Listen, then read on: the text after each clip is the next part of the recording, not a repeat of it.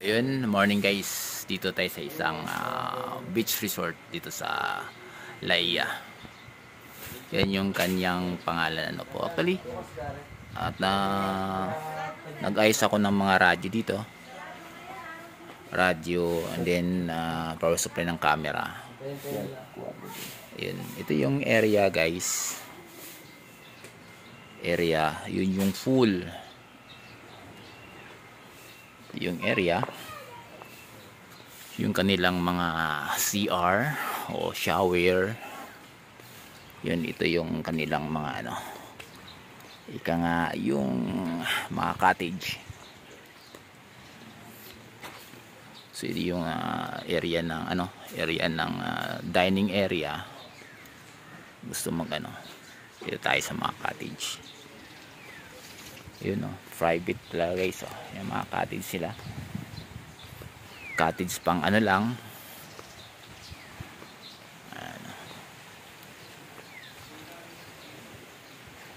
Yun guys, yung area. Ito yung cottage.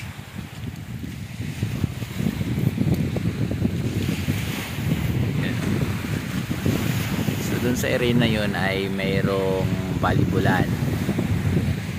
Yun yung bato.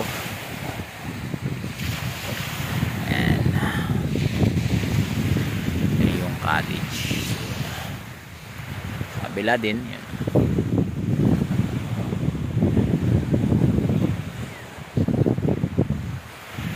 So ngayon is hindi ako nagbabakasyon guys hindi ako maliligo. Mag-aayos ako ng camera tsaka radyo.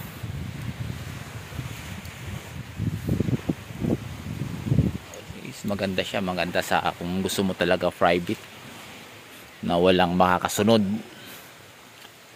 Ito yung area niya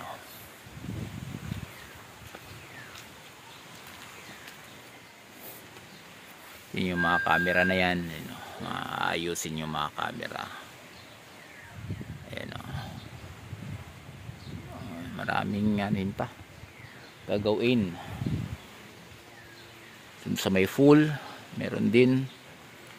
So ito yung kanilang reception area. Ayun, may bar, maraming inumin. Nako, sarap sa manginginom. Napakatahimik, peaceful, diba? So ngayon ay Monday. Actually, kunti lang yung guest nila.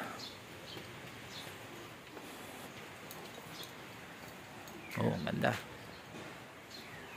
Kunti lang yung guest nila na sa ngayon. Siguro nakaraan ang dami. Yung kalsada pataas.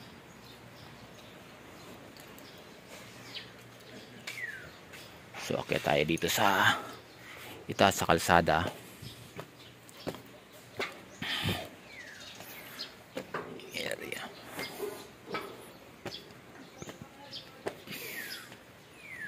Yun. So anyway, rough road to. Rough road yan hanggang doon. Pag akit mo naman dyan is sementado. Pag akit mo doon sa itaas is rough road uli hanggang pataas. Area. Kaya calculation ito sa aking motor. Tali. Guys, yung service ko hirap. Gabok pag akyat. Ito yung area. Pababa tayo guys. Tour ko lang kayo sa area At, hindi ko pa magawa yung camera. Wala, sarado pa yung kabila. Ay tatry kami. Titesting sila ng radyo. Yun, napaka peaceful. Sarap.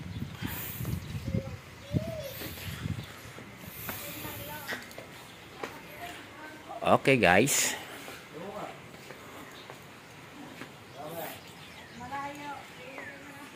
Morning. Standby muna. Yun guys, pauwi na kami. Yan yung daanan pataas. Pataas pa yan hanggang doon.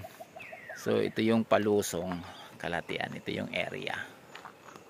Area niya. Yan yung beach resort sa baba.